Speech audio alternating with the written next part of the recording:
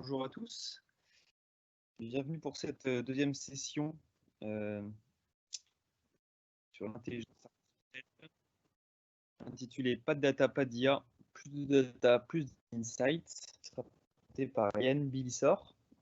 On a encore quelques petites minutes, le temps que d'autres participants se connectent.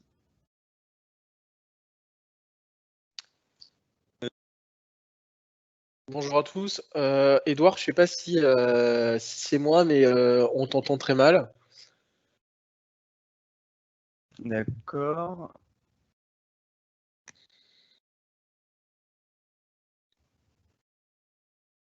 Est-ce que là c'est mieux?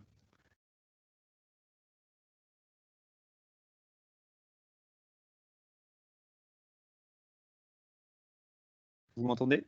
Yann, tu m'entends?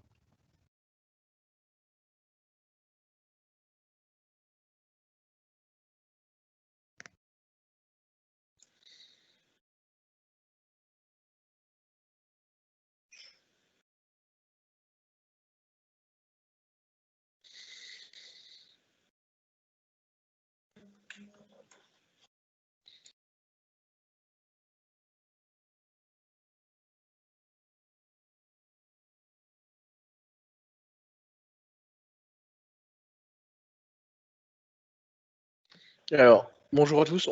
On a des petits soucis techniques. Edouard, je ne sais Oui. pas si... Est-ce Tu que m'entends tu là? m'entends? Ouais, très bien. Bah, Est-ce que parfait. vous Moi, je m'entendez? t'entends très bien. C'est vrai.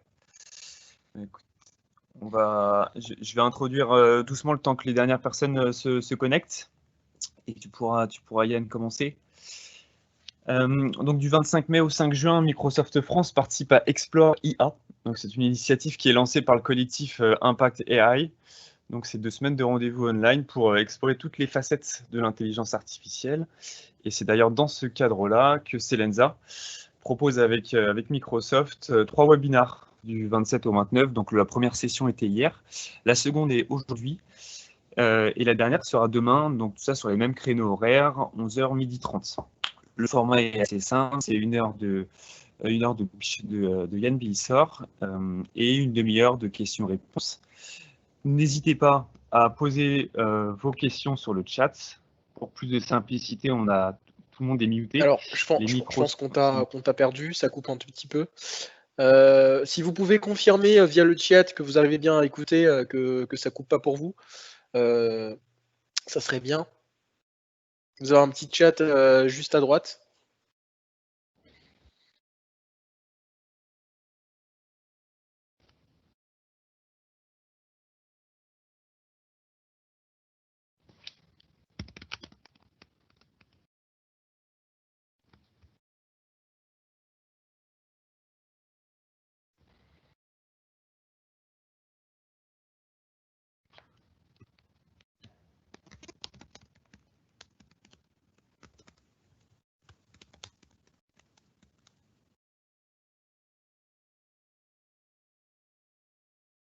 Où est-ce que ça avait coupé, Yann? Est-ce que tu as entendu l'introduction? Est-ce que ça a coupé l'introduction?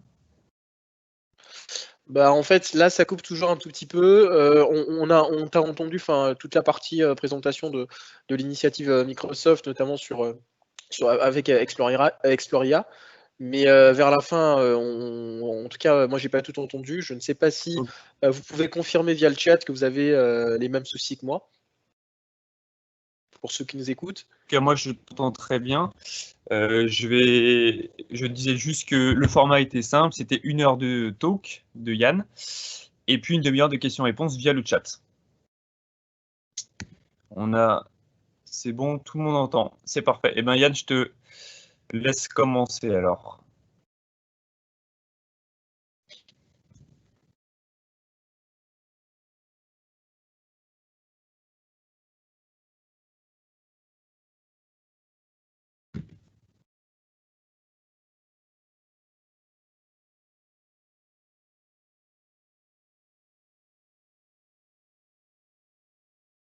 Bon, je pense qu'on va commencer. Edouard, il a des petits soucis de connexion. Donc, aujourd'hui, nous allons parler un peu Big Data et intelligence artificielle. Donc, pour ceux qui étaient là hier, nous avons parlé de cloud et d'IA. Nous avons essayé de présenter un peu en quoi le cloud est important aujourd'hui et comment l'IA a pu tirer profit, en tout cas, de tout l'écosystème cloud en termes de compute, en termes de storage également. Donc aujourd'hui, on va se focaliser sur une grosse composante, en tout cas qui fait beaucoup parler d'elle, c'est la partie Big Data. Donc nous allons voir qu'est-ce que la Big Data et également rappeler un peu les concepts d'intelligence artificielle. Donc pour ma part, je suis Yann Bilissor, donc je suis Technical Officer chez Selensa. Donc je m'occupe un peu de tout ce qui est formation autour de la partie Data IA. Et voilà, dans le cadre de cette initiative Exploria, donc j'interviens pour vous donner un peu une vision globale de toute cette partie Big Data et intelligence artificielle. Donc, sans plus tarder, nous allons commencer par rappeler quelques concepts que nous avons vus hier sur qu'est-ce que le cloud. Alors, le cloud de manière générale, donc aujourd'hui, permet aux utilisateurs, permet aux entreprises, permet aux particuliers de pouvoir faire des demandes de ressources par rapport à leurs besoins. Donc, voyez-le comme un espace de partage commun où vous venez, vous servez, en tout cas, en termes de compute, en termes de capacité mémoire. Donc, le compute, c'est uniquement c'est du calcul. Pour faire simple, donc si vous avez besoin d'une machine par exemple pour installer une application, vous pouvez vous connecter sur le portail d'un cloud provider, que ce soit Azure, Google Cloud ou Amazon. Vous vous connectez et vous demandez des ressources en fonction de vos besoins. Donc ça peut partir d'une machine virtuelle, donc d'un ordinateur entre guillemets à votre disposition. Ça peut partir d'un service un peu plus managé, c'est-à-dire un service qui est totalement géré par le fournisseur de type une base de données. Donc si vous avez juste besoin d'une base de données, vous pouvez demander à votre cloud provider de vous fournir uniquement une base de données, etc. Donc vous demandez les ressources dont vous avez besoin pour répondre à votre besoin métier. D'accord?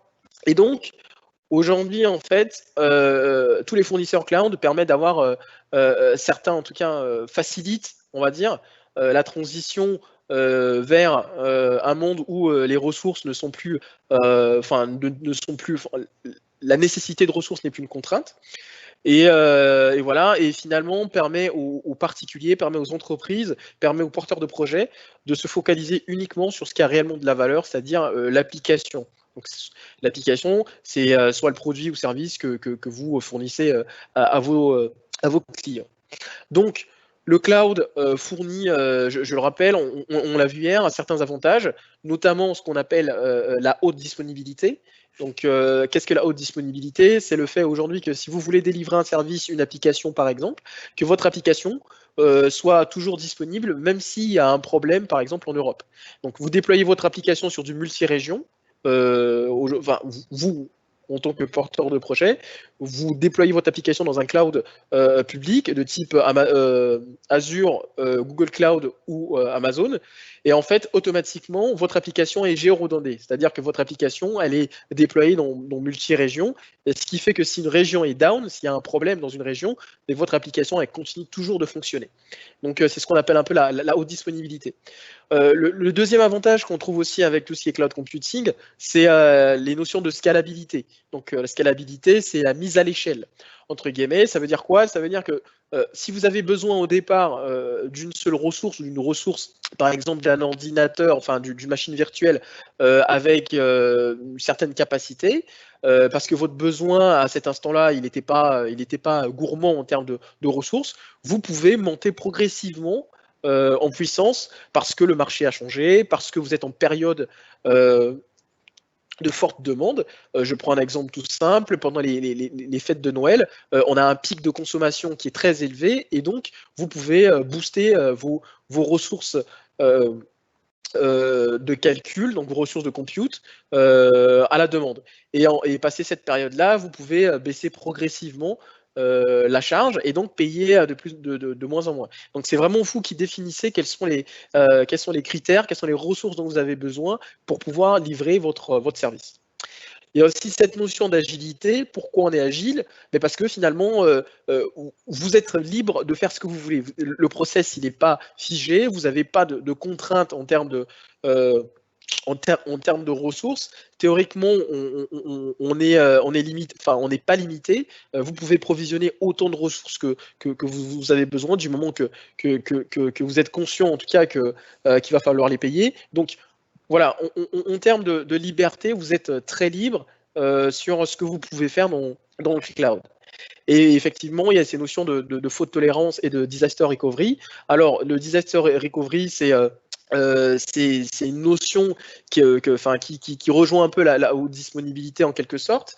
C'est-à-dire que s'il y a un problème qui se passe, il y a un incendie, par exemple, chez votre cloud provider, mais en fait, vu qu'il y a un mécanisme de backup, c'est-à-dire de sauvegarde de vos data, de vos applications, etc., vous êtes garanti que finalement que l'incendie n'impactera pas le fait de livrer votre service. Voilà. Donc vous serez toujours opérationnel parce que finalement le cloud provider vous garantit que toute cette partie de tolérance aux pannes et de tout ce qui est désastre est gérée par le cloud provider.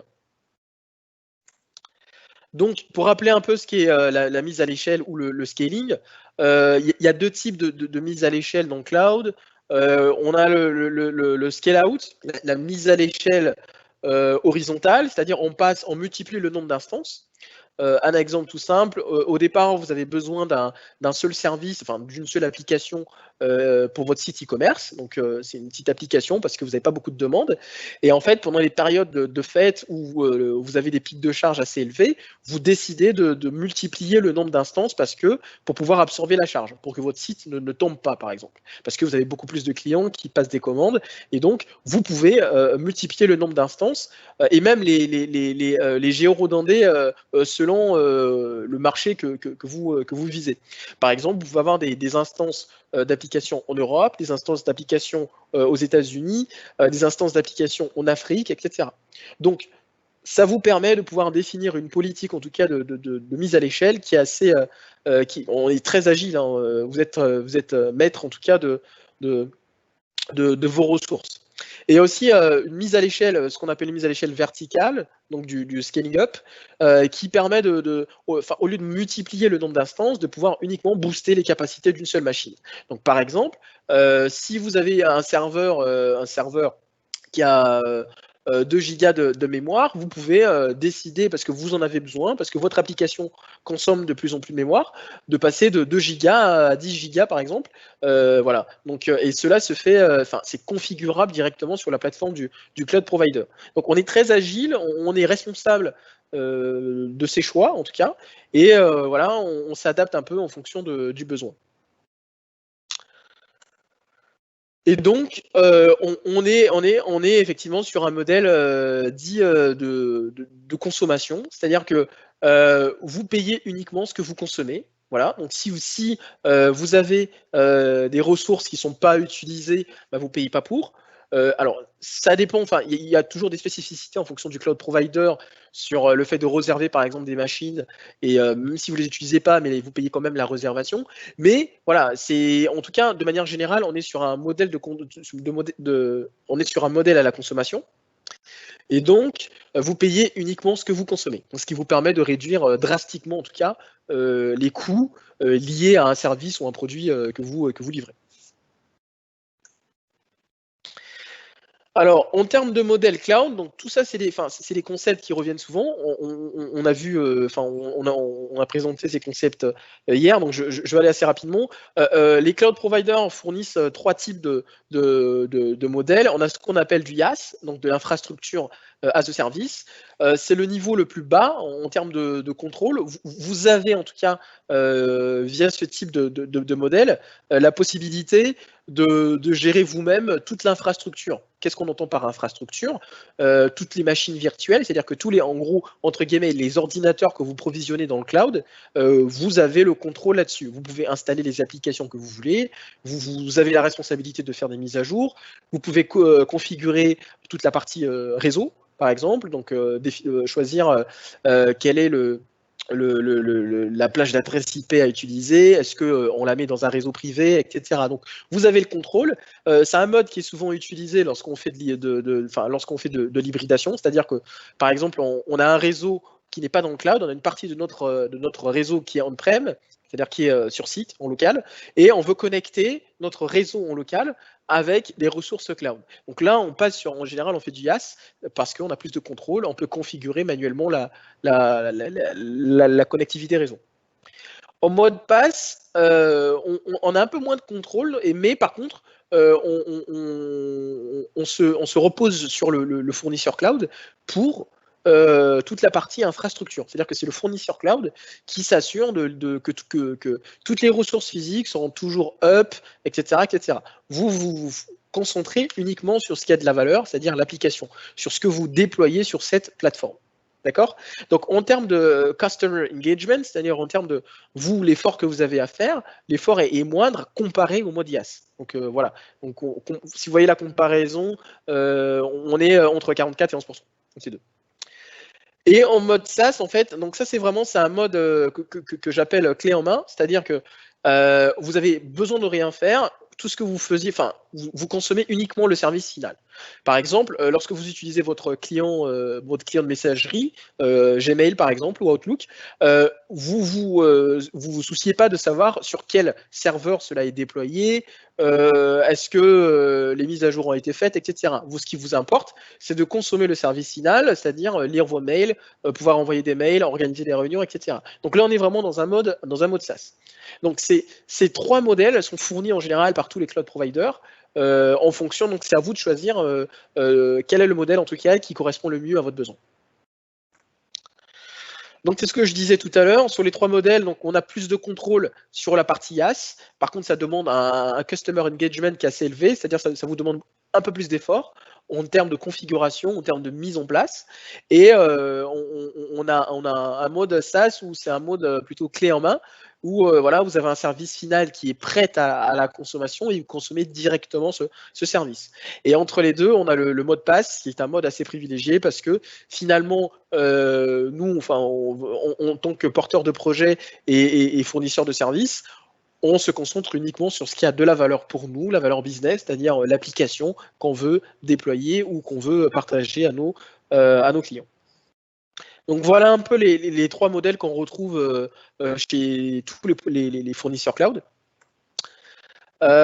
Aujourd'hui, on a différents types de cloud. On a ce qu'on appelle les clouds publics. Donc, par exemple, GCP, Amazon et Azure sont des clouds publics. Ils sont ouverts à tout le monde. Il vous suffit de vous connecter, de créer un compte.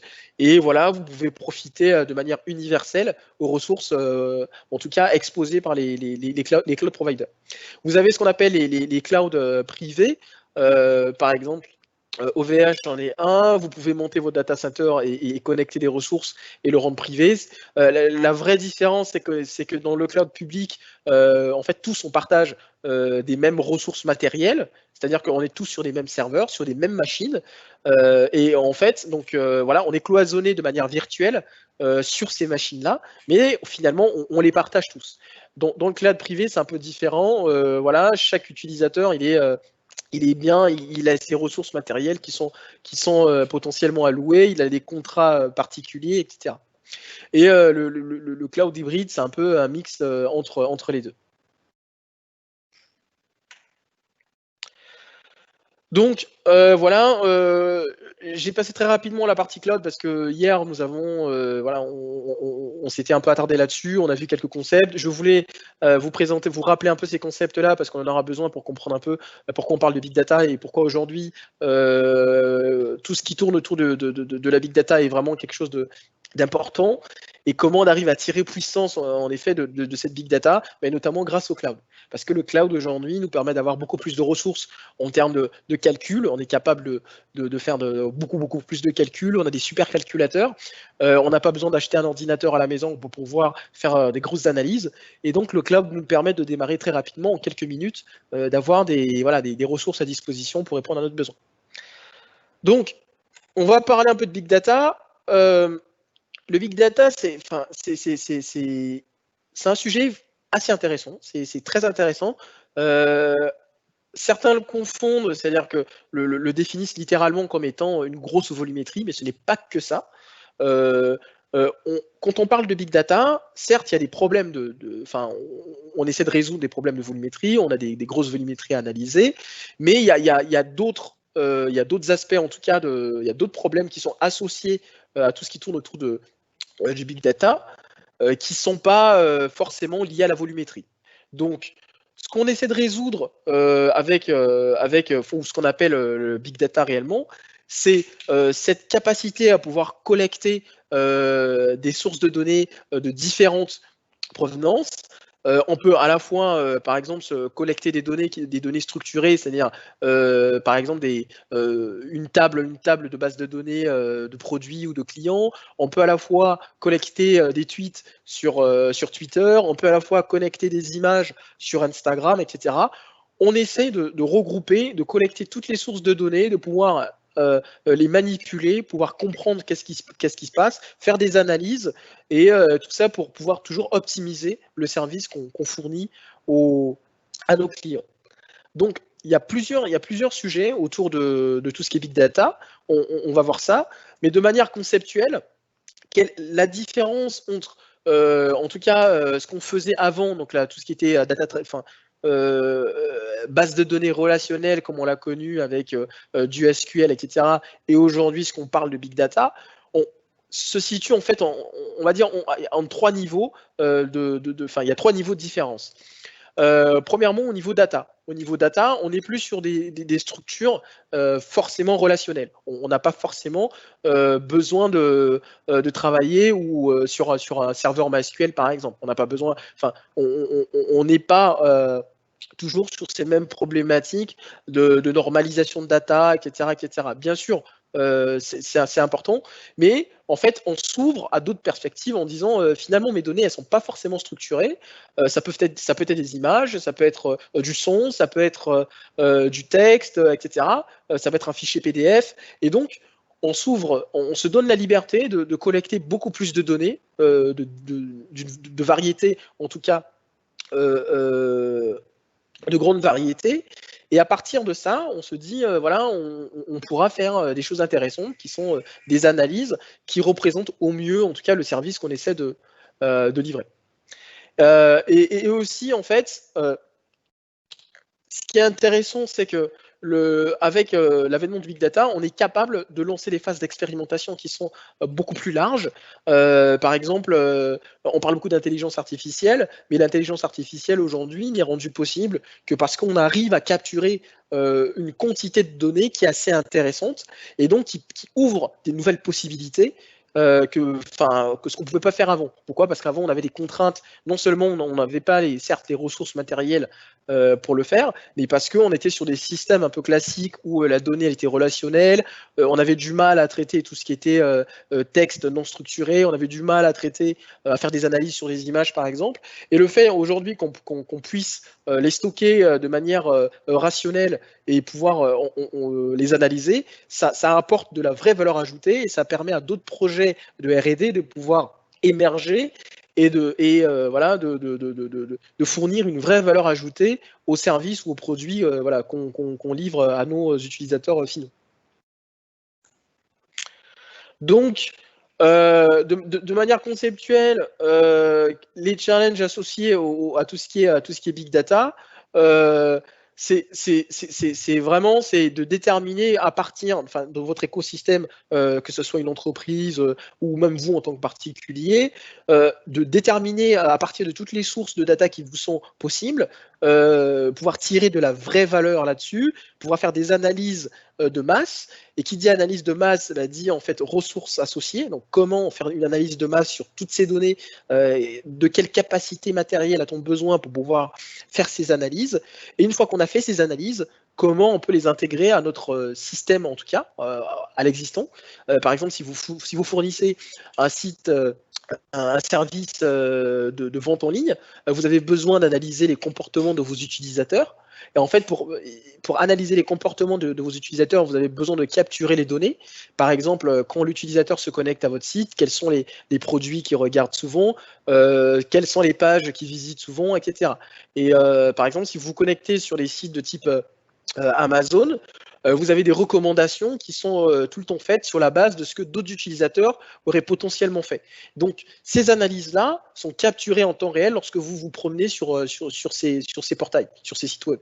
Et donc, à partir des informations récoltées, il y a une analyse de masse qui est faite. Et cette analyse de masse, une fois terminée, elle est réintégrée, elle est réinjectée dans l'existence, c'est-à-dire dans les informations que le fournisseur de services, donc dans notre cas Amazon, vous présente. Pour revenir un peu, pour schématiser un peu cette partie Big Data, il y a une règle, en tout cas, enfin une règle, il y a une simplification de la définition des caractéristiques de tout ce qui est Big Data, c'est la fameuse règle des 4 V. Donc là, on en a mis 3, c'est 3 ou 4 parce que la 4e est un peu discutable. En fait, on parle réellement de Big Data lorsque on doit résoudre des questions de volumétrie, c'est-à-dire qu'on commence à avoir de la grosse quantité de data. Voilà, donc on doit faire de l'analyse sur des data historiques, mais pas que. Donc la data ne cesse de croître. Donc on voit dans ce schéma qu'on va jusqu'au pétabyte. Mais il n'y a pas que la volumétrie, comme je vous disais. Il y a aussi des questions de variété. On n'est plus sur des systèmes assez anciens, des bases de données relationnelles avec des schémas assez définis en colonnes, etc., etc. On n'est plus sur ces modèles-là. On est en capacité de traiter de nouveaux formats de data, des images, du son, etc. Et donc, le fait qu'on s'autorise à traiter ce type de format ouvre de nouvelles perspectives. Et donc, du coup, il faut avoir les outils associés il faut faire les bonnes analyses, etc. Mais il n'y a pas que ces deux axes, il y a également la vélocité. Alors, la vélocité, c'est quoi? C'est un peu à quelle vitesse la donnée nous arrive. D'accord? Avec l'avènement d'Internet et de tous ces dispositifs IoT, on va dire, en fait, on n'est plus obligé d'aller chercher la donnée, c'est la donnée qui nous parvient. D'accord? Et donc, par exemple, toutes les secondes, on est capable de récupérer tous les tweets qui mentionnent un certain événement. Et donc, voilà, ça génère énormément de data parce que cette donnée, il faut la stocker. Et voilà, ensuite, après l'avoir stockée, il faut l'analyser, etc. Donc, il n'y a pas que des questions de volumétrie lorsqu'on parle de big data, il n'y a pas que des questions de variété, il y a aussi des questions de vélocité, c'est-à-dire à quelle vitesse nous arrive cette data. Et en général, en fait, lorsqu'on parle de big data, on parle un peu de deux types d'analyse. On parle de l'analyse d'historique, c'est-à-dire que c'est des données qu'on a déjà depuis 10-15 ans, mais pas que, on a aussi des données qui nous arrivent en temps réel. Par exemple, un feed d'utilisateur, on a des commentaires en temps réel, on a des tweets qui arrivent, ce qu'on appelle un stream de data. Et ces données, il faut pouvoir les analyser. Et donc, pour les analyser, donc une fois analysées, il faut également les consolider avec les données historiques. D'accord? Et c'est très important, c'est ce qui rend aussi le sujet assez complexe, c'est comment on arrive à pouvoir, sur la base des données historiques, réconcilier ces données historiques ou pouvoir tenir compte des données temps réel et pouvoir merger les deux pour tirer une analyse un peu plus cohérente. Donc ça soulève un peu, beaucoup de challenges techniques en termes d'implémentation. On va voir un exemple d'architecture en big data qui en tout cas qui permet en partie de résoudre tous ces problèmes autour de réconciliation entre les données historiques et les données temps réel qui arrivent en même temps. Donc, pour résumer, Big Data ne rime pas forcément avec volumétrie. Big Data, ce n'est pas un data lake.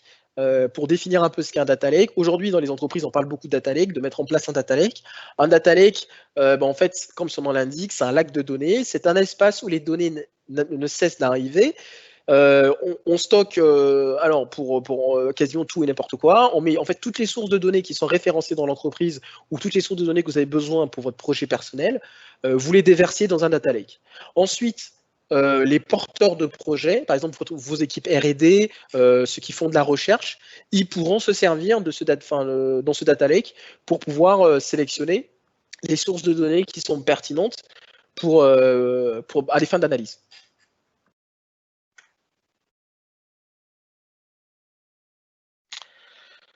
Donc, aujourd'hui, on entend beaucoup parler de big data dans l'entreprise. Pourquoi? Parce que ça apporte une vraie valeur ajoutée. C'est quoi la valeur ajoutée? On ne se concentre plus uniquement sur les transactions métiers, c'est-à-dire par exemple sur les ventes générées par notre site e-commerce, mais on regarde tout ce qui se passe autour. On regarde le comportement de l'utilisateur avant de pouvoir faire cette transaction. Et ça, c'est très important puisqu'on s'autorise à collecter beaucoup plus d'informations. Donc pouvoir avoir cette relation de proximité avec notre consommateur et donc ajuster notre stratégie commerciale, par exemple, en fonction de ce qu'on a collecté. Donc il est important de pouvoir référencer toutes les sources de données à votre disposition pour que derrière, vous fassiez des analyses pertinentes qui vont vous permettre d'ajuster le tir lorsque, par exemple, vos ventes, si vous remarquez que vos ventes ne décollent pas ou que vous avez une baisse de consommation, etc., ça vous permettra de savoir est-ce que vous avez des problèmes de visibilité de produits, est-ce que vous avez des problèmes de coûts, par exemple, vos produits sont trop chers, etc., etc. Donc, on s'autorise à pouvoir collecter beaucoup plus de données et pour l'entreprise, c'est très, très important parce que ça ouvre de nouvelles perspectives sur, par exemple, le développement de nouveaux produits. Donc, on a beaucoup plus de data. Sur la base de cette data, on se rend compte que, par exemple, que les utilisateurs sont plus intéressés par un produit plutôt qu'un autre. Et donc, on va peut-être mettre le paquet sur ce produit-là et fournir un service qui est le plus adapté, en tout cas, pour toucher un maximum d'utilisateurs. On va optimiser donc le service qu'on offre parce que voilà, on se rend compte que l'expérience utilisateur sur un tel produit n'est pas forcément bon. Je prends un exemple tout bête. Sur les sites e-commerce, on voit en général un chatbot. En gros, c'est cet agent avec lequel on peut discuter pour passer des commandes, etc. En fait, on se rend compte des fois que les utilisateurs commencent la conversation, mais ils s'arrêtent très vite parce qu'ils s'attendent à un service de meilleure qualité et que derrière, le bot, entre guillemets, ne répond pas à ce besoin-là. Et donc, le fait de mettre un outil pour récolter des feedbacks via un petit chatbot permet de savoir est-ce que c'est parce que le dialogue du bot n'est pas assez proche de l'humain, est-ce que c'est très mécanique, est-ce qu'il ne répond pas forcément aux questions de l'utilisateur, etc. Donc, on met énormément de moyens à récolter, entre guillemets, ou à collecter les feedbacks utilisateurs pour optimiser le rendement d'un produit, l'expérience utilisateur, etc. Et surtout prendre des décisions intelligentes sur ce qu'il y a à faire à l'avenir. Alors, il y a une grosse différence, parce que depuis tout à l'heure, je parle de collecter de la donnée. Il y a une grosse différence entre la data et l'information. On est capable de stocker énormément de data et en tirer peu d'informations. D'accord? Pourquoi? Parce qu'on s'est mal pris, parce que la donnée n'est pas organisée, parce que la donnée n'est pas traitée, la donnée n'est pas assez structurée, et en fait, il n'y a aucun sens de cette data. Je prends un exemple. On peut par exemple stocker beaucoup de documents sous forme PDF, mais on ne fait jamais d'analyse NLP sur le contenu, par exemple, de ces documents.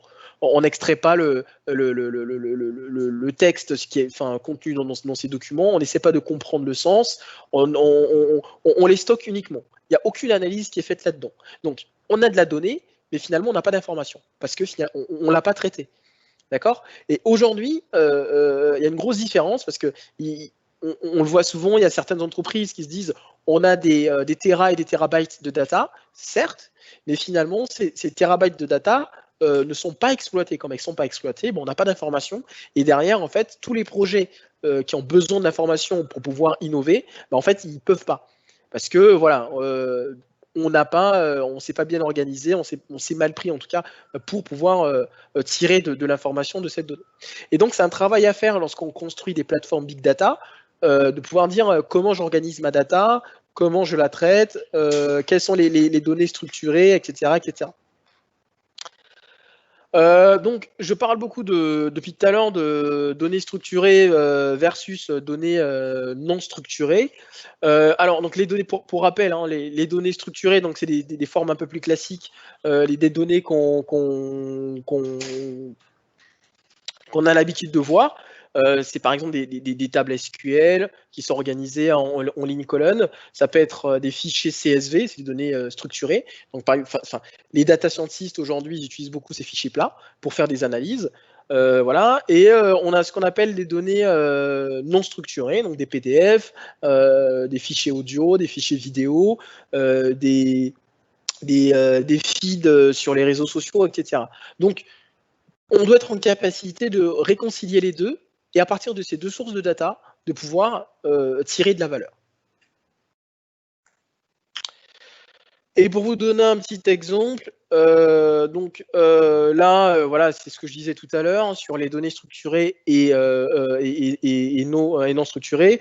Pour les données structurées, on est capable de définir des modèles tels qu'on les connaît, avec les noms des champs. Par exemple, si je prends une table SQL, on connaît à l'avance les noms des colonnes, on connaît le type des colonnes, on sait qu'on veut stocker du texte, de l'entier, on veut stocker du blob, etc. Donc on est en capacité de bien délimiter sa donnée et aussi de déterminer de manière efficiente, si je peux dire, quel type de stockage on doit utiliser pour stocker nos données structurées.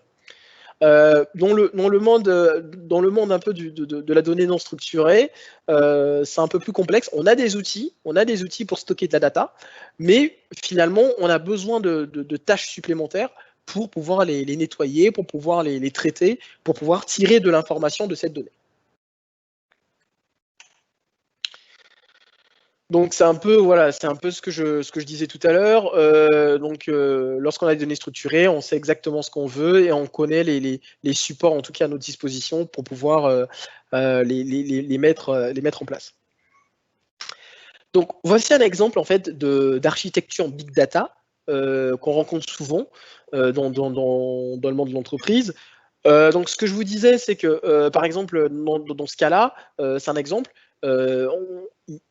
Il y a différentes architectures. Voilà. Il y a des architectures qui sont plutôt qui sont très simples, qui intègrent de manière linéaire toutes les sources de données dans un même support de stockage, qui stocke tout à plat et qui restitue derrière sous forme d'analyse, sous forme de tableau, un dashboard. On a des architectures un peu plus évoluées de type celle-là, des architectures lambda, des architectures kappa, et maintenant on parle beaucoup d'architecture delta. Mais juste pour l'exemple, cette architecture elle est assez intéressante parce que finalement elle permet d'intégrer deux types de data. On peut traiter du temps réel, d'accord, donc récupérer par exemple je sais pas moi, toutes les mesures d'un capteur IoT. Si vous avez un capteur dans votre maison qui vous envoie toutes les secondes la température qu'il fait dans votre maison, vous êtes capable de récupérer ça de manière assez simple, en tout cas dans les solutions cloud, voilà, pour pouvoir l'intégrer dans vos solutions d'analyse.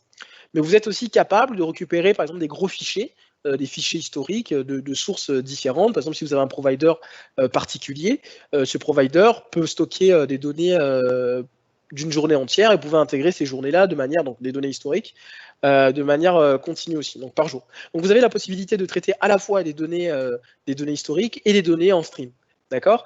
Et en fait, une fois intégré, derrière, à vous de définir ce que vous voulez en faire. Donc là, on voit par exemple ces deux couches.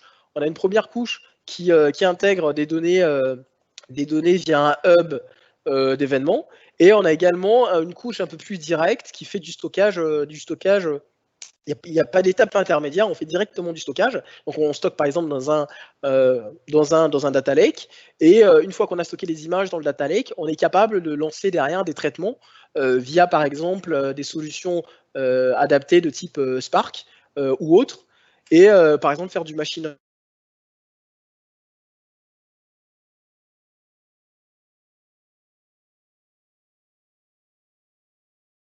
learning également sur les images.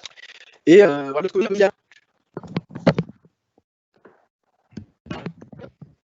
Allô, je pense qu'on a été coupé.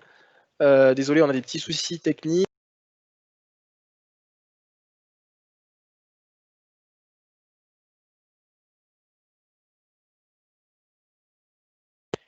Allô? Oui, désolé, on a été coupé, les petits problèmes techniques. Donc voilà, je vous disais qu'avec cette architecture, on est capable d'intégrer donc à la fois des données streamées et voilà, des données plutôt directement prêtes à être analysées donc en stockage froid et lancer derrière des traitements soit pour des analyses plus intelligentes de type machine learning ou faire uniquement de la consolidation de fichiers par exemple avec un calculateur de type Spark. Donc pour information, Apache Spark, c'est un outil qui permet de faire du calcul distribué. Donc par exemple, si vous avez à analyser un gros fichier, un fichier qui fait plusieurs gigas,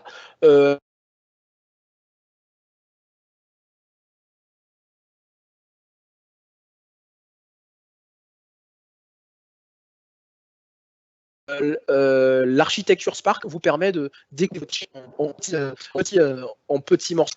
Alors désolé, on n'aurait pas des tout. Donc l'architecture Spark vous permet de découper vos fichiers en des tout petits bouts et de pouvoir distribuer les petits bouts sur d'autres machines qui elles vont faire le calcul de manière unitaire, de manière séparée. Et en fait, une fois les calculs terminés sur les machines qu'on appelle des workers, donc les machines qui font que le calcul, elles remontent l'information finale au demandeur de calcul, c'est-à-dire au master, celui qui a demandé le calcul, et voilà, et à partir de ça, pouvoir consolider le résultat final et renvoyer le résultat. Donc ça vous permet de gagner en temps de traitement, etc., etc. Et en fait, enfin, la dernière étape de cette architecture, c'est plutôt une partie analyse. Donc, on a ce qu'on appelle tout ce qui est data warehousing. Ce sont des solutions qui permettent de pouvoir orienter notre analyse sur des dimensions bien particulières. Je m'explique. Lorsqu'on collecte de la data, on a des données de différentes sources. On peut collecter, par exemple, des données sur les transactions, sur des ventes de clients. On peut connecter des données sur un service commercial, sur les feedbacks utilisateurs, etc. etc. Et en fait, pouvoir faire des analyses là-dessus, ça peut être très long. Et donc, pour faciliter les analyses, ce qu'on fait, c'est qu'on pré-mâche la data, c'est-à-dire on prépare la data pour une exploitation purement métier. Par exemple, regardez le nombre de ventes effectuées par saison. D'accord? Donc, on prépare les requêtes qui intéressent le métier directement via ces outils-là. Et en fait, on est capable de les jouer très rapidement. Ça évite de recalculer tout à la fois, mais de pouvoir avoir des tables d'analyse qui sont déjà prêtes. Donc, c'est des modèles, en tout cas, de modélisation qui sont disponibles via des solutions de data warehousing. Mais c'est vraiment, voilà, on prend nos data, on les stocke dans un data lake, et ensuite, à partir du data lake, on construit des tables de faits, des données en tout cas qui nous intéressent d'un point de vue métier. Voilà.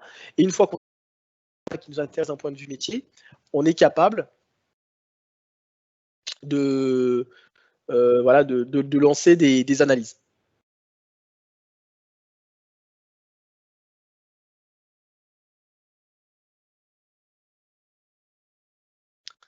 Alors, je ne sais pas si vous m'entendez, j'ai l'impression que mon micro. On t'entend.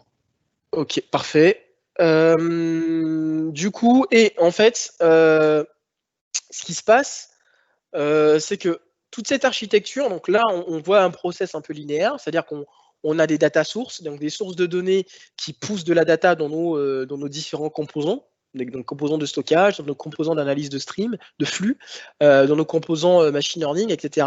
Mais tout ce processus, il est assez récurrent, c'est-à-dire qu'il est très itératif. Et donc, ce qu'on fait en général, c'est qu'on met ce qu'on appelle un ETL.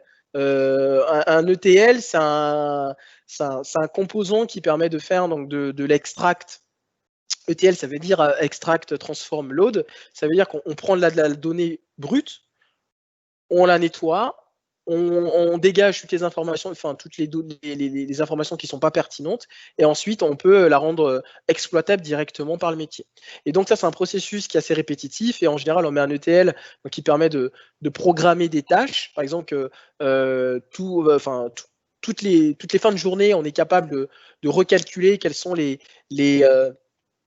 ventes du jour par rapport à un certain axe d'analyse et pouvoir les rendre disponibles directement dans un data warehouse qui, lui, en tout cas, poussera de la donnée sur un Power BI, par exemple. Il y a d'autres solutions sur le marché telles que Tableau Software, etc., qui permettent de faire de l'analyse de graphes à partir de solutions type Power BI ou directement demander à des solutions de type Spark de pousser de la donnée à nos outils, en tout cas, de dashboard. Donc voilà un peu, c'est un exemple d'architecture. Il y en a d'autres. Il y a une architecture qui est assez intéressante, qui est assez récente, qui s'appelle le Delta Architecture. Si vous remarquez dans cette architecture-là, on est dans une architecture à 2 couches, où on a une couche de streaming et une couche un peu de stockage direct. Mais en fait, ça pose un peu des problèmes. Ce type d'architecture pose un peu de problèmes. Pourquoi? Parce que si on veut faire un merge entre la partie stockage et la partie stream, c'est un peu plus compliqué. Ce que je veux dire entre le merge, c'est-à-dire réconcilier les événements qu'on reçoit en stream, qui sont timestampés, c'est-à-dire avec une date et une heure bien précise, et des données historiques, par exemple, c'est un peu plus compliqué de faire le merge. Et aujourd'hui, on a des outils open source, par exemple, qui permettent de regrouper ces 2 couches en une seule couche via des outils de type Delta Lake, par exemple, qui permettent à la fois de gérer les données historiques et les données streamées, c'est-à-dire les flux qui arrivent en continu. D'accord? Et donc, et d'ailleurs, je vous invite à regarder ce type d'outil qui permet de faire ce type de stockage. On va beaucoup plus loin, par exemple. L'avantage des systèmes traditionnels, c'est que, type MySQL, les bases de données relationnelles, c'est qu'on était capable de faire ce qu'on appelait des transactions acides, c'est-à-dire que garantir qu'on arrive à stocker de la donnée cohérente, qu'on n'a pas des aberrations dans le référencement des tables, etc. Et le problème, c'est que quand on travaille sur des structures un peu dénormalisées ou sur des stockages de type data lake, puisqu'on stocke un peu tout et n'importe quoi, on stocke des images, du texte, etc., on perd un peu cette notion d'acide, en tout cas, qu'on avait dans des systèmes un peu plus classiques. Et l'intérêt d'avoir cette architecture, des Delta architecture, ça permet de retrouver un peu, via les Delta Lake, de retrouver un peu cette notion de transaction, cette notion d'acide sur des systèmes big data, de type data lake par exemple, et donc pouvoir garantir que finalement la donnée que je stocke ou que j'exploite d'un point de vue métier est bien cohérente et que j'arrive à réconcilier mes différentes sources de data. Et ça permet également de versionner les différentes data que je reçois. Ce qui est très intéressant et très demandé pour les data scientists, par exemple, qui ont besoin de faire des analyses sur une période de temps bien définie.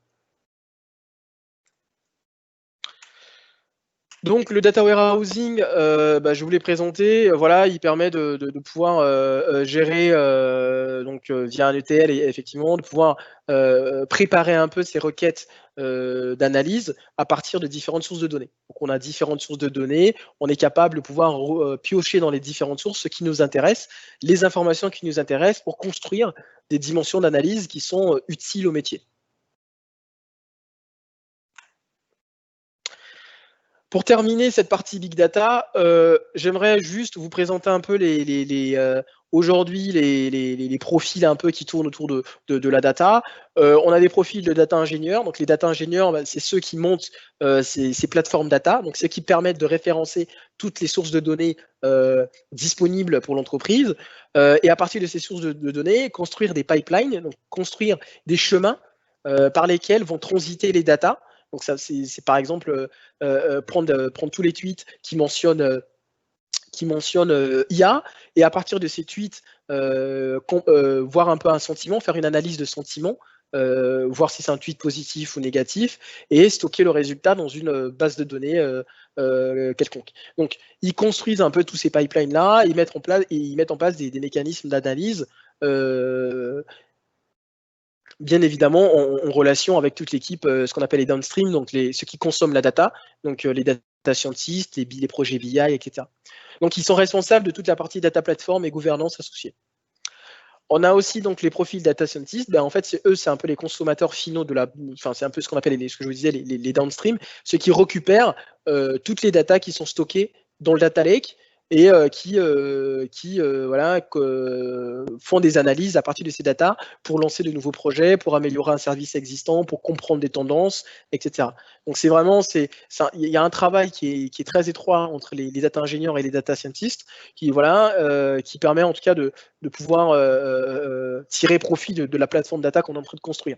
En général, petite parenthèse, qu'on construit une plateforme data pour faciliter en tout cas la transition ou plutôt la découverte des datas pour les nouveaux projets, des projets de data science ou de BI, on met en place ce qu'on appelle un data catalogue. Donc un data catalogue, c'est un catalogue de données qui permet de référencer toutes les sources de données qui sont disponibles dans l'entreprise pour que les porteurs de projets soient en capacité de juger si oui ou non ce projet est viable d'un point de vue data. Est-ce qu'ils ont la donnée, par exemple, pour faire de l'analyse de tendance? Donc, ils vont consulter ce data catalogue et à partir du data catalogue, ils vont voilà, dire ah tiens, j'ai des données clientes, donc je peux faire de l'analyse sur mes clients. Il me manque telle donnée, je ne l'ai pas, comment je peux la trouver? Et en fait, si on sait comment on peut la trouver, bah, du coup, à ce moment-là, il y a des discussions avec le data ingénieur pour intégrer cette nouvelle donnée dans la plateforme afin que les porteurs de projets puissent en bénéficier. Et de manière aussi de manière itérative, toutes les nouvelles données qui sont produites par des projets de data science, par exemple, sont réinjectées dans la plateforme pour que d'autres projets puissent s'en servir. Donc c'est un cycle et ça demande une étroite collaboration entre tous ces profils. Et le dernier profil, c'est un peu le software engineer. Et lui, en fait, son rôle, c'est de permettre par exemple, toute cette partie visualisation ou APIisation. Une API, c'est par exemple un service web que vous utilisez pour pouvoir interagir avec un modèle machine learning, par exemple. D'accord? Donc lui se charge de créer un site web pour présenter vos datas de manière propre et moins complexe, etc. Donc toute la partie développement pur, bonne pratique autour du développement, c'est le software engineer qui s'en charge. La partie data ingénieur, c'est toute la partie montage de plateforme, de data platform, et la partie data scientist, c'est plutôt les downstream, ceux qui consomment les données de la plateforme pour pouvoir faire des analyses et donc vous renvoyer des métriques assez intéressantes pour optimiser vos produits. Et donc, voilà, sur la partie data science, donc je vais aller un peu plus vite. Hier, on l'a vu, ça c'est les schémas que je vous ai présentés hier. La data science aujourd'hui regroupe un peu différents skills, donc différentes compétences. On a des compétences un peu matheux. Pourquoi? Parce que finalement, on a besoin de comprendre un peu toutes les notions de statistiques. On a besoin de comprendre des notions un peu plus d'analyse mathématique, par exemple d'analyse de fonctions, parce qu'on parle beaucoup de fonctions lorsqu'on fait du machine learning. On a besoin d'avoir des compétences de hacking, parce qu'on a besoin il faut savoir programmer, en Python, en R, ou par exemple en Scala, etc. Et il faut savoir aller chercher de la donnée, on parle du scrapping, pouvoir aller se connecter sur un site et récupérer de la data en temps réel. Et un point qui est souvent négligé, mais qui est très très très important, c'est la partie business stratégie. Aujourd'hui, pour pouvoir fournir un modèle machine learning, il faut être en capacité de comprendre le business, donc le domaine dans lequel vous intervenez, et à partir de ce business, poser les bonnes questions.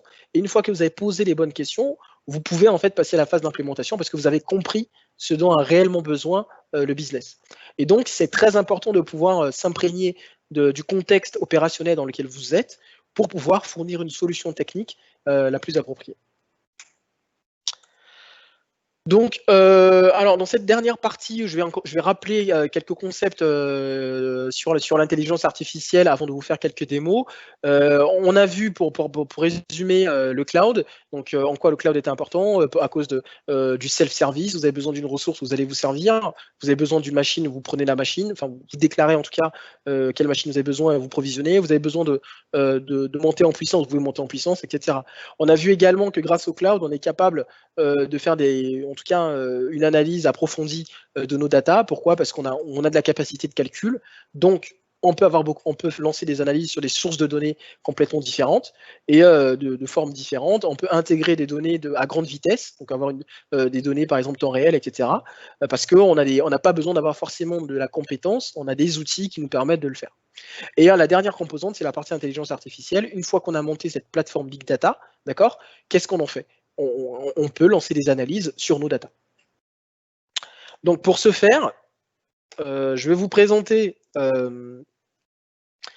pourquoi on parle d'IA maintenant. Donc, je rappelle un peu ce que je vous ai présenté hier. Donc, on parle d'IA maintenant parce qu'on a beaucoup plus de données. Donc, pourquoi on a plus de données? Parce qu'on arrive à monter des plateformes data. On s'autorise à aller récupérer des data qui ne sont pas forcément des data structurées, mais on peut récupérer des images, du son, etc. Donc, on a une base, en tout cas, de data qui est beaucoup plus large. On a plus de puissance informatique. D'accord? On est capable de provisionner des machines très très puissantes, des super calculateurs. Que vous soyez sur Azure, sur Google ou sur Amazon, vous pouvez avoir des super calculateurs avec des processeurs graphiques qui vous permettent de lancer des analyses sur des images. Voilà. Donc, vous êtes responsable de vos ressources du moment que vous en avez besoin et que vous êtes en capacité de les payer, vous pouvez en demander. Donc, on est théoriquement, on n'est pas limité par la puissance dont on a besoin. Et aussi en termes de, voilà, le dernier point, c'est un peu l'innovation en termes d'algorithmes. En fait, la plupart des algorithmes existaient déjà. Mais le fait qu'à l'époque, qu'on soit limité par les calculateurs, on n'avait pas des super calculateurs, on n'avait pas pu tirer profit en tout cas de tous ces algorithmes-là et pouvoir les pousser à bout pour pouvoir tirer de la valeur en termes de structure analytique, par exemple. Les réseaux de neurones, ça fait longtemps qu'ils existent, mais en fait, on ne pouvait pas les lancer avant parce qu'on n'avait pas beaucoup de mémoire, on n'avait pas beaucoup de CPU, etc. Et maintenant qu'on en a, on est capable de lancer ces algorithmes-là, avoir des structures neuronales qui sont très très complexes et lancer des analyses là-dessus. Donc l'IA, de manière, pour simplifier, donc on parle beaucoup de machine learning. Donc le machine learning est une sous-composante de l'IA. L'IA est beaucoup plus vaste. Le machine learning, c'est la capacité d'apprendre, en tout cas, à un ordinateur à effectuer une tâche sans qu'il soit explicitement programmé pour. On n'a pas besoin de structure conditionnelle, mettre des if de partout. Si l'utilisateur s'appelle Dupont, alors faire ceci. Non, l'IA apprend tout seul ce qu'elle doit faire en fonction de l'entrée, en tout cas, de l'utilisateur. Donc, on est capable de gérer tout ce qui est perception, c'est-à-dire pouvoir analyser des images, du texte, de la voix, etc., et en tirer du sens. C'est très important. À partir de cette donnée, on est capable d'avoir un sens. À partir du texte, on est capable de savoir est-ce que c'est un texte positif ou négatif, est-ce que c'est un texte qui parle plutôt un texte juridique, est-ce que c'est un texte qui parle de sport, etc. On est capable de faire de la reconnaissance vocale, voilà. On est capable de faire de l'analyse d'images. On est capable de faire de l'analyse d'image et l'analyse de vidéo aussi. Voilà. Donc on est capable de tirer de l'information de tout ce qu'on perçoit. Et on peut aller beaucoup plus loin avec tout ce qui est lié à la cognition, c'est-à-dire à toutes nos facultés cognitives, c'est-à-dire à pouvoir tirer des conclusions, à pouvoir tirer des analyses, pouvoir déduire des résultats à partir de nos observations. Pour rappeler un peu, donc pour ceux d'entre vous qui font du développement, de manière classique, comment ça fonctionne? Vous avez une entrée, par exemple, vous saisissez un entier dans votre programme, vous saisissez son, et vous avez un algorithme qui affiche pair si le nombre est pair et impair si le nombre est impair. Donc, vous procédez comme ça. Vous avez une entrée. Ensuite, à partir de l'entrée, vous avez votre algorithme et vous avez une sortie.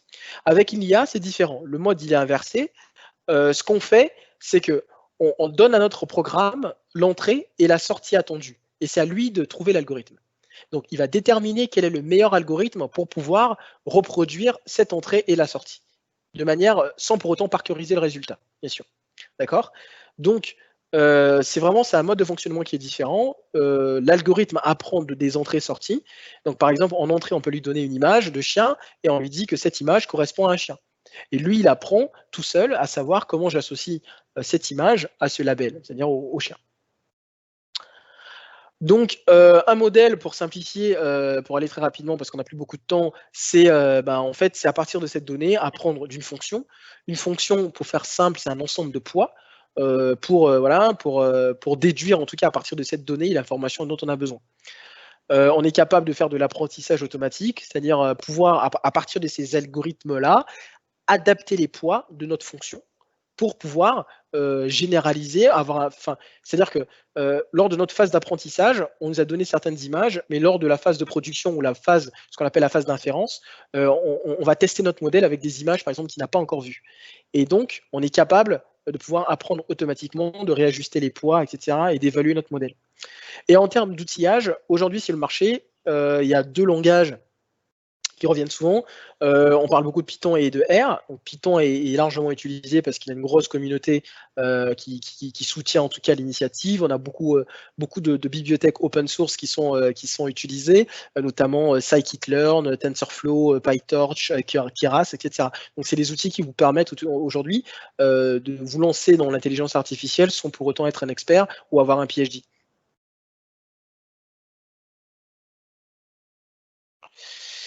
Donc, pour vous donner quelques exemples de modèles, là, par exemple, il y a trois modèles. Donc, les modèles de régression, c'est par exemple, c'est ceux-là.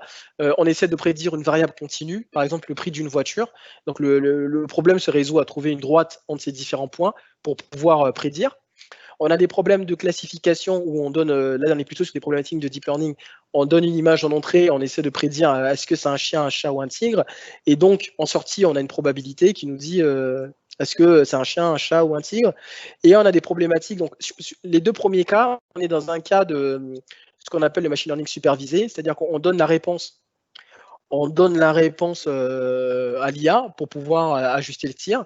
Et voilà, dans le 3e cas, on est plutôt donc là, on fait du clustering, on est dans un cas non supervisé. On donne les datas à l'agent, à l'IA, et on lui dit de trouver des relations, des potentielles relations qui existent en faisant ce qu'on appelle du clustering, c'est-à-dire de la catégorisation. On va regrouper des données dans des sacs, dans des lots, pour pouvoir, par exemple, faire du profiling, trouver quels sont les consommateurs qui ont un même profil par rapport, enfin voilà, c'est le type de questions qu'on est capable de répondre. Donc voilà, il faut préparer les données, développer et pouvoir les déployer. Donc ça clôture un peu cette partie-là. Si vous avez des questions, n'hésitez pas à les poser dans le chat. Je serai ravi de répondre à vos questions. Je sais que c'était un peu rapide, il y avait beaucoup à présenter. Il nous reste une demi-heure pour les questions-réponses. Je vais juste prendre 5 minutes pour vous faire quelques démos assez rapides sur ce que je viens de vous présenter. Donc, on a parlé de Big Data. Alors, il est difficile de parler de Big Data sans parler d'IoT parce que finalement, l'IoT génère de la data, donc génère beaucoup de data et génère de la data à très grande vitesse. Donc, toutes les secondes, on reçoit de la data. Je vais vous présenter un outil. Donc, un outil, rappelez-vous, je vous ai dit qu'on a trois types de modèles dans le cloud. On a un modèle SaaS, IaaS et PaaS.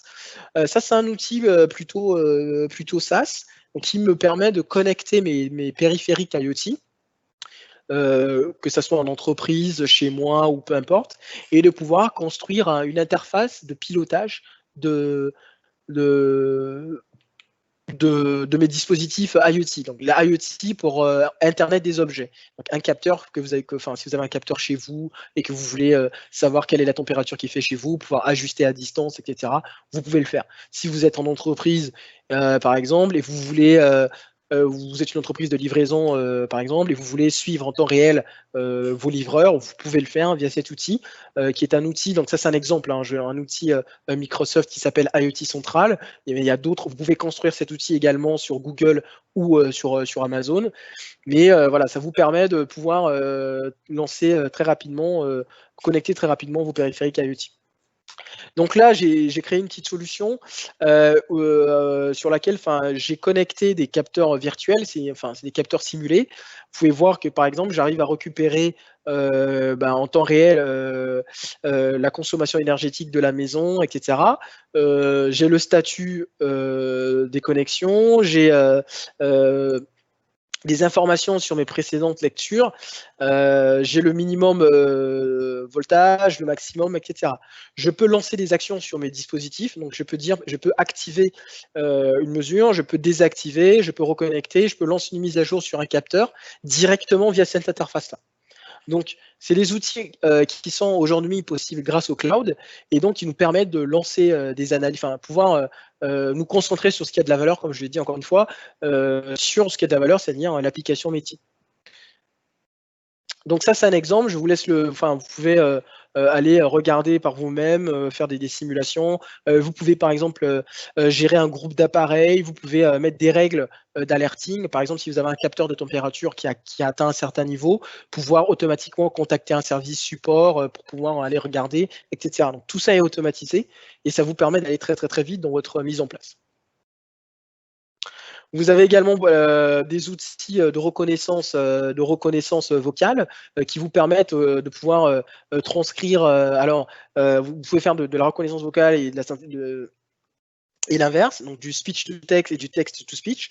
À partir du texte, pouvoir générer du son ou à partir du son, pouvoir générer du texte. Donc, par exemple,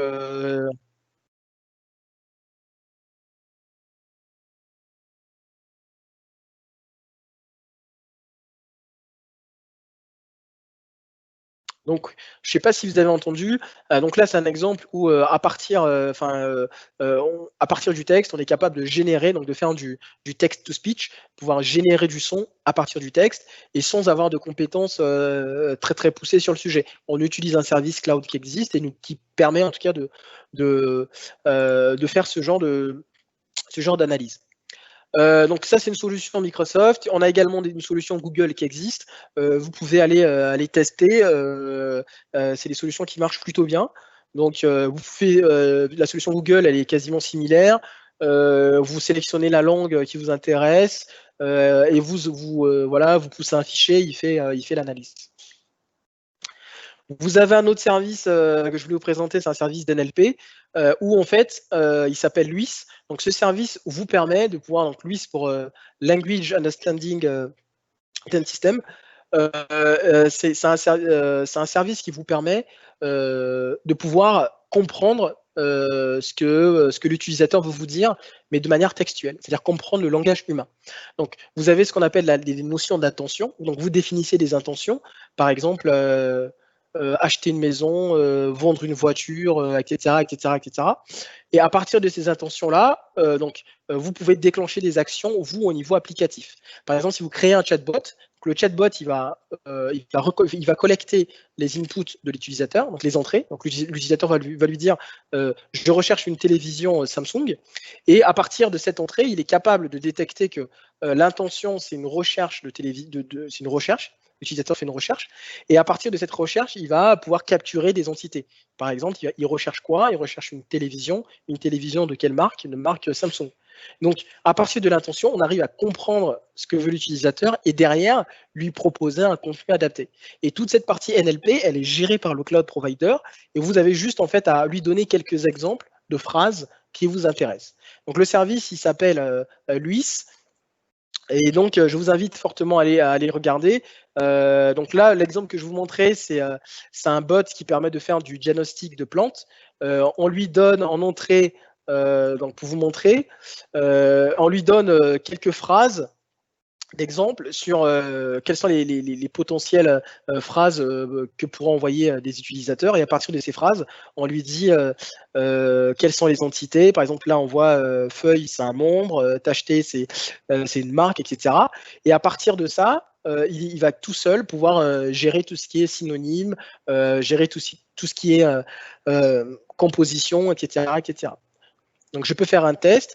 Ma feuille est toute blanche.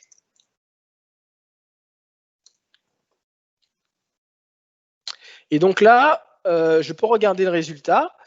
Il me dit que donc, là, il me renvoie l'intention top, enfin l'intention en tout cas qui a la plus forte probabilité, c'est-à-dire que qu'est-ce que veut faire l'utilisateur.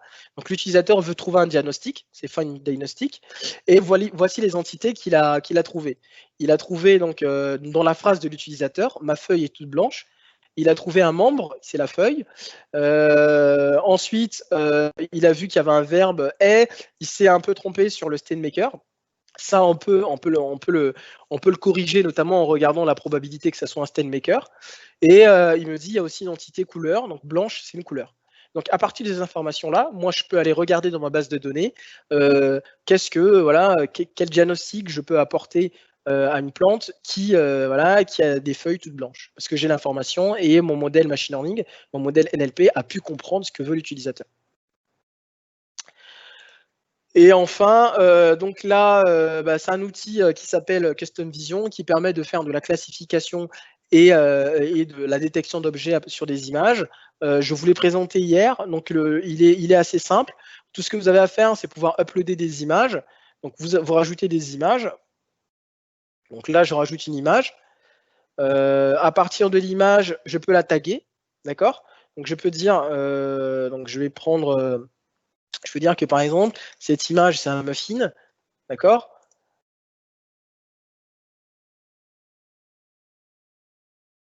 Donc l'image est uploadée, donc l'image est taguée. Voilà, donc en fait, c'est ce type de problème, par exemple, si vous voulez faire de l'object détection, c'est assez marrant parce que cette image, enfin, dans cet exemple, on essaie de faire la différence entre un muffin et un chien. Comme vous voyez, ça peut prêter à confusion. Mais voilà, donc ça vous permet de segmenter, en tout cas, par exemple, à partir de cette image, je suis capable de la décomposer en plusieurs, de lancer un entraînement et détecter est-ce que c'est un muffin, est-ce que c'est un chien. J'ai pas besoin d'avoir des compétences de data scientist pour le faire. J'utilise un service cloud qui me le permet. Et voilà. Et derrière, ça fonctionne très bien. Donc hier, on a fait une démo là-dessus. Je vais passer très rapidement sur cette partie-là, mais si vous voulez l'utiliser, vous pouvez l'utiliser. Ça s'appelle Custom Vision. Donc ça c'est un service Azure. Il y a des équivalents côté Google notamment. Donc voilà, je vous invite à aller regarder ces services cloud qui vous permettent de démarrer très rapidement vos solutions. Et ça, c'est un nouveau projet donc, qui permet de faire du reinforcement learning. Je vous ai également présenté ce projet hier, qui permet en tout cas de construire des systèmes autonomes. Par exemple, pouvoir entraîner un robot comment marcher. Voilà, donc c'est très très simple, c'est très intéressant, c'est très prometteur. Il est encore en preview. Le projet s'appelle le projet Bonsai. Et il permet de pouvoir, à partir d'un simulateur, par exemple, hier, ce qu'on a vu, c'est qu'on a entraîné un modèle qui est capable de stabiliser un œuf sur une surface instable et voilà et de pouvoir le maintenir au centre du plateau. Donc c'est une solution qui est en preview, qui marche très bien. Donc je vous invite à aller regarder. Ça marche à base de simulateur. Donc vous définissez votre simulateur qui représente votre environnement. Ça peut être votre milieu industriel, ça peut être votre robot chez vous que vous vouliez apprendre à marcher. Donc vous voulez créer un agent, mais vous n'avez pas les compétences pour créer l'agent. Et donc, dans ce cas-là, ce que vous faites, vous connectez votre environnement de simulation, vous envoyez un état et des actions au service cloud, et le service cloud va lancer des actions et vous allez envoyer une récompense sur ces actions-là. Si le modèle a pris une bonne décision, vous lui donnez une note positive. S'il a pris une mauvaise décision, vous lui donnez une note négative. Mais toute la partie apprentissage automatique, elle est gérée par le cloud provider. C'est le cloud provider qui crée le modèle deep learning derrière. Donc, si vous voulez des jeux de test, vous voulez vous entraîner sur du machine learning ou du big data, mais vous n'avez pas de données, etc. Vous avez ce qu'on appelle les open datasets. C'est des données publiques qui sont disponibles pour tout le monde. Ça vous permet de pouvoir récupérer des fichiers JSON et de pouvoir lancer des analyses là-dessus. Donc là, c'est un exemple. C'est un exemple d'open dataset fourni par Azure, mais vous avez aussi la possibilité de l'avoir chez d'autres cloud providers qui mettent à disposition des données de test pour tester des algorithmes de machine learning. Donc, voilà pour moi. J'ai un peu pris un peu plus de temps. Si vous avez des questions, n'hésitez pas de les poster dans le chat à droite. Je serai ravi de répondre. Je sais que ça a été un peu dense, un peu rapide, mais il y avait beaucoup à voir et on n'avait qu'une heure. Alors j'ai pris 1h20 à peu près pour vous présenter tous les éléments. Je vous invite à regarder en tout cas tous ces outils cloud qui vous permettront de pouvoir aller très rapidement, en tout cas sur la mise en place d'une solution. Et comme je le disais tout au long de la présentation, de vous concentrer sur ce qui apporte réellement de la valeur pour vous, c'est-à-dire l'application métier, c'est-à-dire le service que vous voulez délivrer. Donc merci à tous d'avoir écouté et je suis encore connecté jusqu'à 12h30 à peu près pour recueillir toutes vos questions. Merci.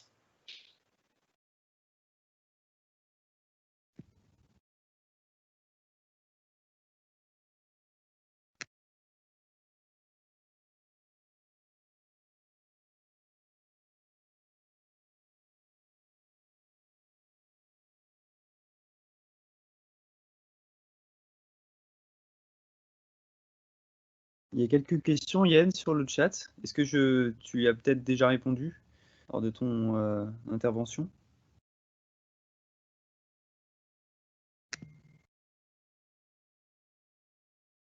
J'avais pas vu, ils viennent d'apparaître. Alors, j'ai une question de Marion. Entre la scalabilité horizontale et verticale, comment choisir? C'est une question de coût principalement. Alors, oui, oui et non. C'est-à-dire que oui, parce que c'est vrai que les coûts sont différents.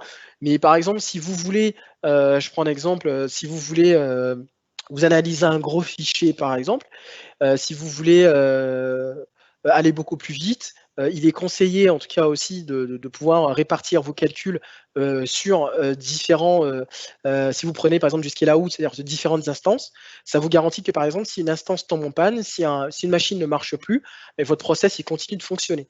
Si vous faites du scaling up, donc vous êtes sur une seule instance, une grosse machine, bah, si votre machine ne marche plus, elle tombe en panne, bah, tout votre process il marche plus. Donc il y a des questions de coût, certes, c'est vrai, mais c'est pas que, il y a aussi des questions de faute, de tolérance aux pannes, d'être résilient, etc. Donc c'est pour ça qu'on choisit plutôt l'un ou l'autre, ça dépend du contexte. Le quatrième V pour cette partie Big Data, c'est une très bonne question. Alors, certains l'appellent value, c'est-à-dire la valeur qu'apporte la data. C'est-à-dire que c'est ce que je disais un peu. Ça ne sert à rien de stocker de la donnée bruitée, enfin de la donnée qui ne vous sert pas, en tout cas, ou peut-être, pour laquelle vous savez qu'elle ne vous servira jamais. Donc, pouvoir aussi stocker de la donnée en sachant que finalement, il y a une potentielle valeur. D'accord? Donc, la value, ça peut déterminer aussi votre décision de stocker de la data. Un exemple de data warehouse, le report et dashboard. Donc un exemple de data warehouse, le report du dashboard de Salesforce par exemple. Donc là vous parlez du CRM Salesforce. Alors moi je faisais allusion quand je parlais de data warehouse. Après il y a des CRM qui l'intègrent, mais il y a des solutions un peu plus custom de type Azure SQL Data Warehouse qui sont très très optimisées pour faire des calculs sur des grosses bases de données. Voilà, et en fait, à partir de ce data warehouse, on est capable de pousser de la donnée à d'autres outils, donc par exemple la Salesforce, de pousser des données à d'autres outils pour faire de l'affichage ou un outil de type Power BI par exemple, ou de software Tableau pour faire de l'affichage de graphes ou d'analyse de tendance.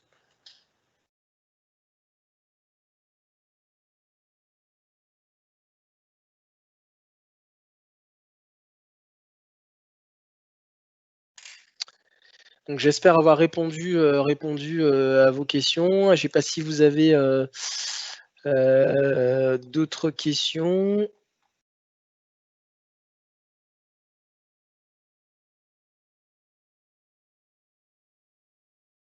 Bonjour. Pourriez-vous revenir sur le clustering? Est-ce que le clustering fait référence au réseau de neurones? Alors, on peut les réseaux de neurones, ce sont des structures un peu particulières. Le clustering, c'est plutôt un concept, on va dire. Je vais essayer de revenir sur les slides. Ici. Les réseaux de neurones, par exemple, quand on fait de la classification d'images, on utilise des réseaux de neurones. D'accord, avec des réseaux de neurones de type convolution, des réseaux de neurones récurrents, etc. etc. Le clustering, en fait, c'est dans le machine learning, il y a ce qu'on appelle, si vous voulez, il y a des familles, il y a des types de machine learning. Il y a ce qu'on appelle un mode supervisé, c'est-à-dire que si vous donnez la bonne réponse à l'agent, vous lui dites cette image correspond à un chien, cette image correspond à un chat, et à partir de ça, lui, il apprend. D'accord? Vous avez aussi un mode où vous lui dites ce qu'on appelle le mode non supervisé. Vous n'avez pas les réponses. Vous savez qu'il y a potentiellement des choses intéressantes dans vos data parce que vous avez fait une analyse statistique, parce que vous avez fait une visualisation, par exemple des tendances. Vous avez vu qu'il y a un groupe, il y a des tendances qui se dégagent. Mais vous n'avez pas les bonnes questions, vous n'arrivez pas à vous poser les bonnes questions et vous voulez trouver, les questions et en même temps les réponses. Et donc, le clustering, c'est un moyen de dire, à partir de mes data, essaie de me trouver des patterns, essaie de me trouver des tendances, essaie de me trouver des catégories. Derrière, moi, j'ai pas la réponse, je peux pas te faire du labeling, mais essaie-toi de me les trouver. Et une fois qu'on passe, par exemple, des algos de clustering, on va voir qu'il y a peut-être des groupes qui se dégagent. Et à partir de ces groupes-là, on peut mettre un nom sur des groupes. Donc, on peut apporter des éléments de réponse, on peut se poser les bonnes questions, parce que on a su par exemple, segmenter des clients dans des catégories qui peuvent être, par exemple, géographiques. Ça peut être une catégorie, par exemple, gestion de portefeuille. Ça peut être un pouvoir d'achat. Ça peut être, voilà. Vous pouvez avoir des questions au départ, mais vous pouvez aussi laisser l'agence trouver en tout cas des éléments de tendance, des éléments de catégorie, des éléments de segmentation tout seul, afin de vous faciliter cette étape d'analyse, en tout cas, pour vous vous puissiez poser les bonnes questions. Donc, le clustering, avec du clustering, on peut faire du réseau de neurones, mais c'est pas forcément, voilà, les deux ne sont pas forcément liés. Donc, le réseau de neurones, c'est plutôt une structure applicative, hein, c'est une structure qu'on utilise pour répondre à ces problématiques-là. On peut faire du réseau de neurones pour une régression, par exemple.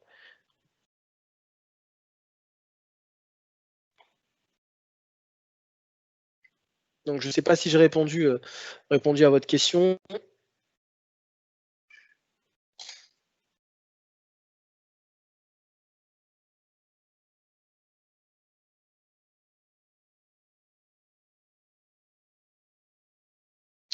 Pas d'autres questions?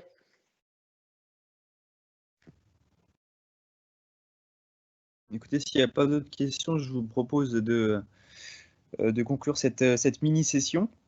Merci à vous d'y avoir participé, d'avoir posé vos questions. Merci à Yann pour cette heure et demie en ta présence. Et puis, écoutez, on vous dit à demain, demain même heure, donc de 11h à 12h30 pour une session qui s'appellera « Comment l'IA peut accélérer la transformation digitale d'une entreprise ». Merci à vous, bonne journée, bon appétit, bonne journée, et à demain. Merci. Alors, il y avait une dernière question. Ah, vas-y.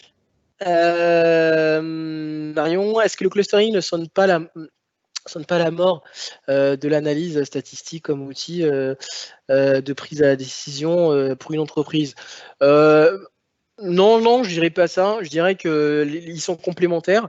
D'ailleurs, il y a des algos de clustering qui utilisent beaucoup des méthodes, de l'analyse statistique aussi, en gros des méthodes statistiques pour présenter les résultats. Donc, je trouve que c'est deux outils qui sont complémentaires. Et voilà, donc non, je pense pas que ça soit, que ça sonne la mort de l'analyse statistique. Juste pour info, en machine learning et en deep learning, on se sert beaucoup des statistiques. Et donc, je pense que c'est deux domaines qui sont fortement complémentaires.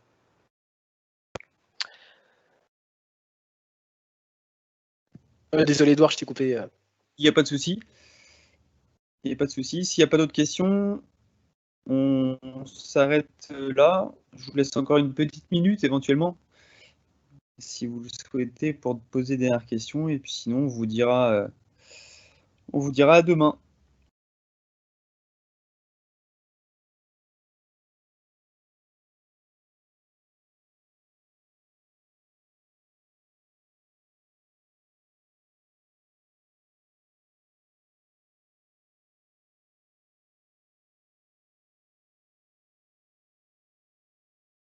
Bon, bah écoutez, il n'y a pas l'air d'avoir de nouvelles questions. Bah écoutez, j'espère à demain, donc 11h, 12h30, pour une nouvelle session dédiée à comment l'IA peut accélérer la transformation digitale d'une entreprise, toujours avec Yann Billissor. Merci à vous, bon appétit et bon après-midi. Au revoir. Alors, je pense qu'on t'a perdu, Edouard. Je disais qu'il n'y avait pas de nouvelles questions et que je vous donnais rendez-vous demain de 11h à 12h30 pour une nouvelle session. Merci beaucoup, bon appétit. Merci à tout le monde et bonne journée. Au revoir.